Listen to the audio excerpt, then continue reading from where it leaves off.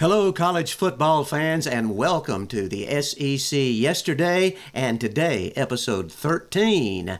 I'm your host, Bird LaCroix, and this is actually the premiere episode for the 2018 season in the Southeastern Conference, and we are excited about the programs and the guests that we have for you this season. But before we get to our first guest, we are going to bring you some information from the year 1968, 50 years ago in the Southeastern Conference, and let's jump right in. Before the season began in 1968, there were 4 teams ranked in the preseason AP poll. They were Florida at number 7, Tennessee number 9, Alabama at 10, and LSU at 18. In the final AP rankings, we found 5 teams. Georgia, number 8. Tennessee, number 13. Auburn, number 16. Alabama, number 17. And the LSU Tigers came in at number 19 in the country in the year of 1968. The Georgia Bulldogs, under Vince Dooley, were the SEC champions in 1968.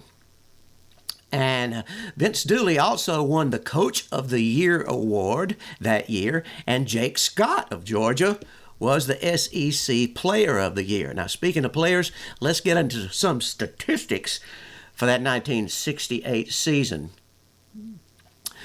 We had the rushing leader in 68, Richard Pickens. Rushed for 736 yards, Richard Pickens of the University of Tennessee. Sammy Milner of Mississippi State University caught 64 passes for 909 yards. Receiving touchdowns, Tim Christian of Auburn led the conference with 7 touchdown passes caught. Think about that in comparison to today's game. 7 touchdown passes caught led the conference in 1968. The game has changed dramatically, hasn't it, football fans? Also that year, Dickie Lyons of the University of Kentucky led the conference in points scored with 66. He scored 11 touchdowns that year, by the way, and that led the conference. Passing touchdowns, TD passes, Lauren Carter of Auburn and Bubba Weich of Tennessee both had 14 touchdown passes. Now, let's look at the teams that played in postseason bowl games in 68. We had 6 of them, 5 teams ranked, 6 teams played in bowl games. We'll start off with the Cotton Bowl, where Tennessee was defeated by Texas 36-13. In the Sugar Bowl, Arkansas beat Georgia 16-2. Louisiana State, LSU beat Florida State in the Peach Bowl 31-27. Alabama was pummeled in the Gator Bowl by Missouri 35-10. And Auburn pounded Arizona 34-10 in the Sun Bowl. And finally, the Liberty Bowl, so Ole Miss beat Virginia Tech by a score of 34-17. And before we take you to our program today, I want to go back and to tell you who the coaches were that year at all of the different teams. I think you'll find this interesting. You'll know most of them. Just about every one of them were legends in their time, certainly have become so over the passing years. We'll start with the number 1 team in the conference that year, Georgia. I mentioned it was Vince Dooley. Doug Dickey coached Tennessee. Bear Bryant, of course, was at the University of Alabama. Charlie Mack McClendon was the head coach of the LSU Tigers. Johnny Vaught coached Ole Miss. Ralph Shug Jordan was Ralph Shug Jordan was the coach at Auburn in 1968. Ray Graves coached the University of Florida. Vanderbilt was headed by Bill Pace. Charlie Bradshaw, who later coached at Troy State, coached the University of Kentucky, and Mississippi State's head coach was Charlie Shira. And now we're going to bring you up today with our first guest. She is Evie Van Pelt from the Rebel Walk. She's Ole Miss Evie on Twitter. And we're going to bring her out right now and talk about this year, make some predictions for the Southeastern Conference in the year 2018. And welcome to the SEC Yesterday and Today, episode 13, Evie. Great to have you with us. Great to be here. Thank you for having me. Well, this is exciting. It's been a long time since episode 12, and that was just before. I believe that was just before the Iron Bowl, and we never got to do a bowl program. So we're right back at it for now. What is the 2018 season, and I'm chomping at the bit for some football. How about you? Oh, me too. Me too. Especially, if one covers Ole Miss, you're really excited to get back to actual football on the field. Yes, yeah, you're exactly right. And I've been paying attention to that. And I'll ask something briefly before we get into our prognostication. We're going to devote this episode to reviewing quickly the East and West divisions of the SEC, and then we'll make predictions on who do we think will be. What the pecking order will be in those divisions. But how are things in Oxford? I will ask you to start with.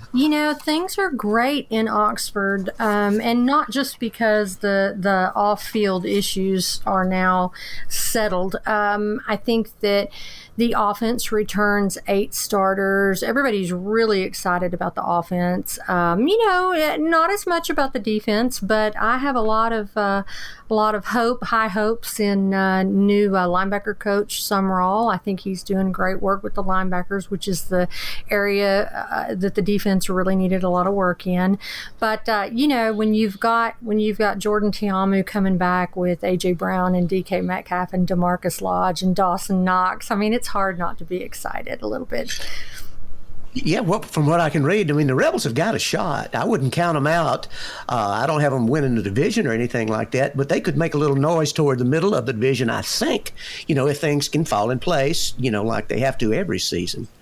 I think so too. It's funny. I've seen most every outlet that I have seen make a prediction picks them either 6th or last in the SEC West. And I mean, it's not just that I'm a homer. I kind of am. But honestly, I think that offense will keep them in pretty much any game. And I think, how the SEC West is. It's just tough. Sometimes it comes down to, where you're playing, home or away, a couple of lucky breaks here or there. So injuries and so forth. Absolutely. Yeah. Injuries. Absolutely. Very, very good point. So I think if some of their key players stay healthy, got a really experienced offensive line. They've got between the starting players on the offensive line, they have 103 starts. So that's huge. That's a big deal. Really experienced line and great quarterback and receivers. And so I don't know. I think that they'll be in any game. They've just got to improve. Last year they gave up 34.6 points a game and 459.5 yards per game. So if they can even just improve on that a bit, I think the offense is just going to be explosive.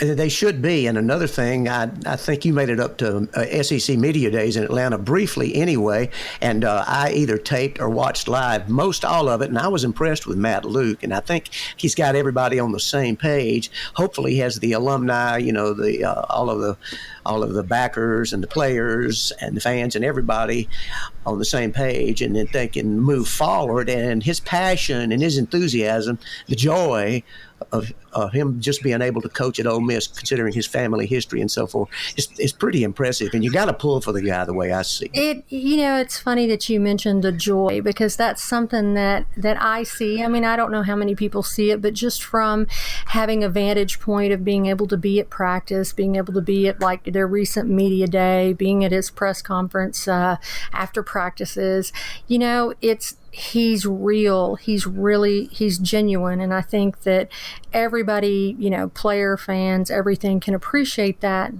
this is not this is a destination job for him. This isn't a stopping point. And, I asked our setter, Sean Rawlings, who's just a fantastic, player and human being. I asked him last year when Matt Luke was named interim coach, and it was literally, just a week or two before fall camp began. And I asked him, what would you want the rest of your team to know about your position coach, Matt Luke, who is now the head coach of the team, and that they might not already know? And he said that he's real, he's genuine, and I think that really comes across. I think that you can see, he's earnest, he's passionate, and everybody there. I mean, I find him to be a breath of fresh air, and so I really, really hope the best for him.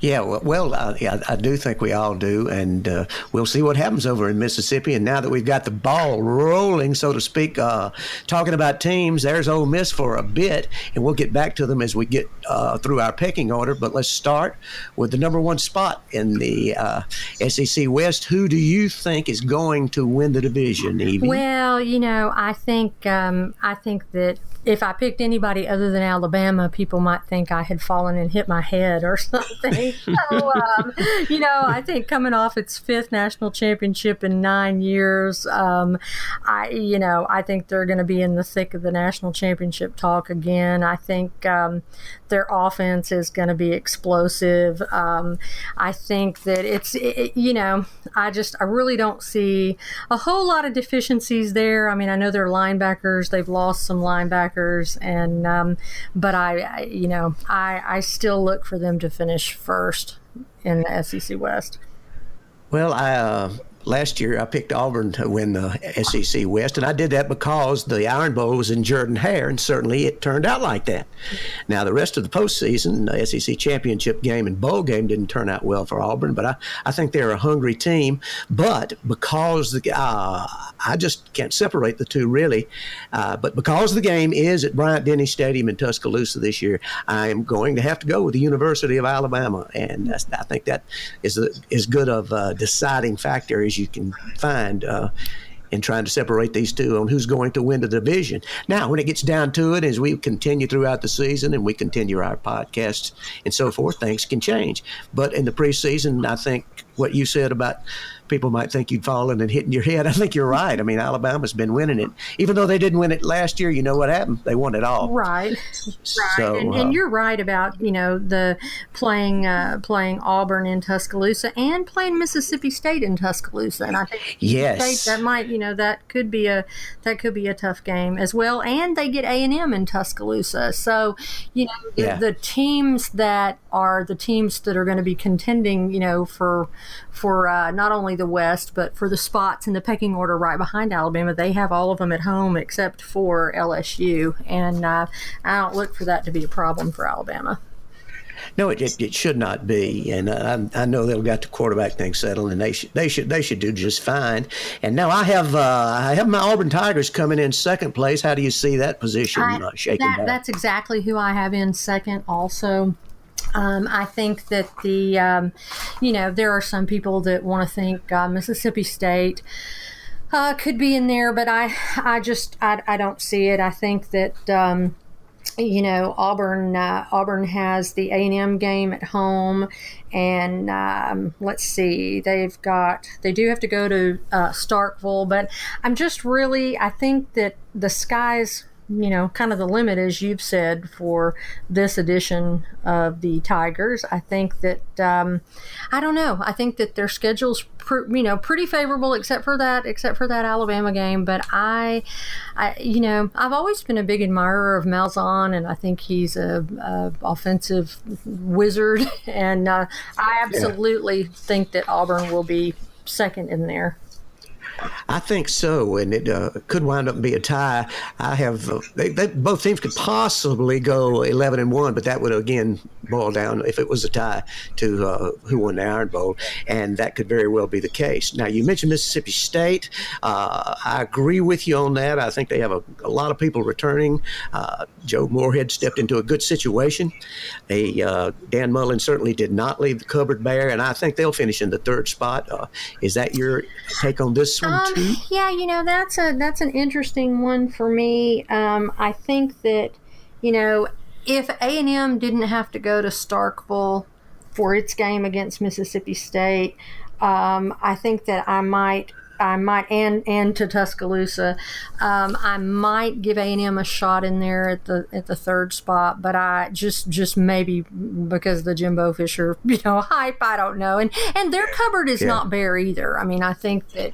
That was the thing about Sumlin. I think he had a ton of 4- and 5-star players, and it just didn't translate into on-field performance. But, I think with Nick Fitzgerald coming back and healthy, I think that you're right. Moorhead has a really good place he's walked into. I think they return 17 starters and actually 34 of their top 44 on the two deep chart. So, I think they've got a lot of experience, and so I think that third absolutely is a good spot to have them in. Not that I like that spot for them, but that is a reasonable spot, I would say. It is. They could. I know it's a sexy pick to make them the dark horse or something like that, but I do think they're not quite to that point yet. They do. They're really tough on the. They got a lot of depth and experience and talent on both of their offensive and their defensive lines, and you got to win in the trenches in the SEC. So they're going to do some winning. I don't think they're going to do just enough to make it to second, certainly not first. No. Now you mentioned A&M, then that brings me to my fourth team. Where'd you have A&M? I have A&M fourth, and that may end up coming down. I'm really interested in the A&M Ole Miss game. I think that the Aggies, bring back both of last season's quarterback Nick Starkel and Mond, and I think Starkel will ultimately be the one who gets that position. They've got great running backs, Travion Williams, Kendall Bussey. I just think that the Aggies are very talented. Their defense, they've got a solid defense. I think in his first season as starter, Landis Durham, a defensive end, led the SEC in sacks. So Otara Alaka is fantastic at linebacker. So, I think the Aggies, frankly, I think of the Aggies as kind of like Ole Miss in the sense that I think they could definitely spoil some things for people. But I think fourth is reasonable. But again, it's anybody's guess. Injuries, unlucky play here or there, but I could definitely see them causing trouble. They could, and I think Jimbo's definitely going to get them on the upswing, and they're going to do it immediately. I don't expect them to win the division. I wouldn't pick them as a dark horse. And but one other thing before we move on to spot number 5 is that A&M at some point's got to play defense, and they've had some struggles with that over the years, even with people like Myles Garrett and so forth. Wow. But they're going to, and I would expect Jimbo to make the. Who is he hired? I can't remember who the defensive coordinator is. Is it Elko? At A&M. It might be Elko. I'm not sure. I think that might be. Yes, Chavis left. And I think it might be Elko. I'm not positive. I would have to check on that. I just wrote an article about it today and put it in there, but I don't remember. So. Okay. So there you are. I put it on your back, but whoever it is, they got to get the defense playing. Elko. I think that is who it is. I'm pretty sure I'm right on that. And he's probably going to do a very good job. I think that I want to say really and truly, like I have A&M at 4, but I'm going to surprise some people. I'm going to have Ole Miss, right there at either tied for 4th or 4A. Because I just really think, Ole Miss has been pretty successful against A&M. The last time, they played them in College Station this year, and as you'll recall, the last time Ole Miss played A&M in College Station, Shea Patterson went in for his very first collegiate game and beat A&M. And I just think that Ole Miss, again, much like A&M, I think can surprise some people. So I kind of have those kind of 4 and 4A, maybe. Yeah, I've really I had a tough time separating A&M, Ole Miss, and LSU, and now I've got LSU in that spot, in the 5th spot, and Ole Miss in the 6th. But I think any of the 3, depending on all of those factors that we mentioned earlier, it depends on how they turn out. I think either of those teams could be. I think so too. 4, 5, 6, and then. Yeah, and I got Arkansas. God bless them in last place. I think Chad Morris might do a pretty good job, but I think the cupboard is pretty much bare there, and I think he's got a long way to go. Now, I have to keep in mind that Arkansas and Ole Miss have had some very crazy games the last few years. That Ole Miss has lost in some heartbreaking fashion. But I do think that this year will be the year Ole Miss goes to Little Rock, and I think this should be the year that they take care of business and win. I just think that I don't know. I think that Morris is going to be a big switch from Bielema. I think it's just very much. But they won't be playing real American football anymore. Arkansas is not devoid of individual talent. I mean, I think they don't have a lot of depth compared to the rest of the SEC. I think Dejon Harris is one of the best linebackers in the SEC. Telvin Agim, I don't know how you say his last name very well, but he has first-round NFL skills and athleticism, I think. I just think that it's going to be, the quarterback situation is going to be interesting. There. I have not heard if Ty Story is beating out Kelly, but I wouldn't be surprised if he does. So I'm with you. I just think that they're going to have their work cut out for them, and I think that they have probably legitimately earned the last place prediction. So yeah. Well, that's where I've got them too, and I know Morris did a great job down at SMU, and if he can get that Texas pipeline going, because I think that's one place Bielema failed, was to really mine Texas and to get the talent out of there. At Arkansas, traditionally, going back to Frank Broyles and even before, they've been able to get into it, particularly when they were in the Southwest Conference. The old Southwest Conference, they were really able to get in there and get a lot of talent, but they haven't done that lately, and there's just not the talent in high school football in Arkansas to sustain a program like there might be at LSU in Louisiana. Right. So, but I do think I'll go back quickly to Texas A&M and LSU. I've got A&M 4th, LSU 5th, Ole Miss 6th, Arkansas 7th, and but I think the reason I think LSU is trending down a little bit, and I think A&M is trending up with Jimbo, and I think they're going to pass each other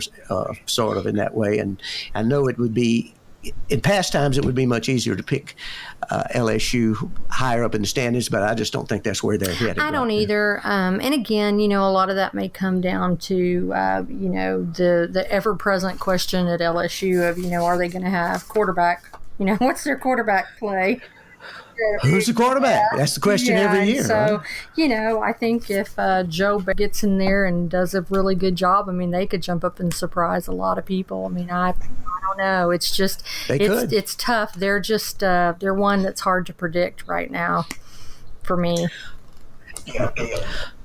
Yeah. Okay, the SEC West, and we will see how that turns out. We'll check back soon, because we're going to kick it off here sooner than later, and we'll move over to the East. And I'll start off by saying Georgia Bulldogs. Can you see anybody besides Georgia winning the East? Georgia's going to win the East this year. I do not think. I really don't think so, and I think there's a drop-off. I know people are talking about Mullen, and I think he will bring Florida back, and I think they could easily win 7 or 8 ball games this year, but not win the division over Georgia. And who else could it be? You've got you don't think it's not going to be Kentucky. Of course, it's not. I think Missouri could make some noise, but I don't think it's going to be them either. And, South Carolina, perhaps. South Carolina, I've got second. How about you? Yeah, that's exactly who I have second. Also, that's exactly. We agree on a lot.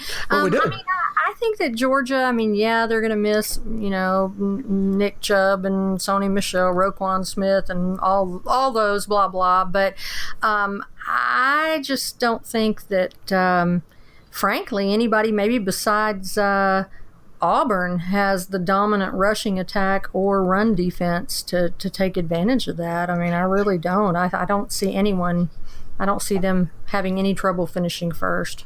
No, they should not. Now they do go to Columbia and play South Carolina the second game of the season, and that's South Carolina's moment in the sun there to try to step up and knock Georgia off the top. But still, as the season would have to play out through 12 games, and they might not even win it then if Georgia stumbled in that second game. So. Right? Yeah, I mean you're right. They do have they have to go to Columbia, South Carolina. They have to go to Columbia, Missouri, and they got to go to Jacksonville, Florida. So, and Athens. So, I mean, they definitely, their schedule is not set up to be as good as probably they would like it. But I think ultimately in the majority of those games, not Auburn, but the other ones, I don't think it will matter. I think they'll emerge victorious.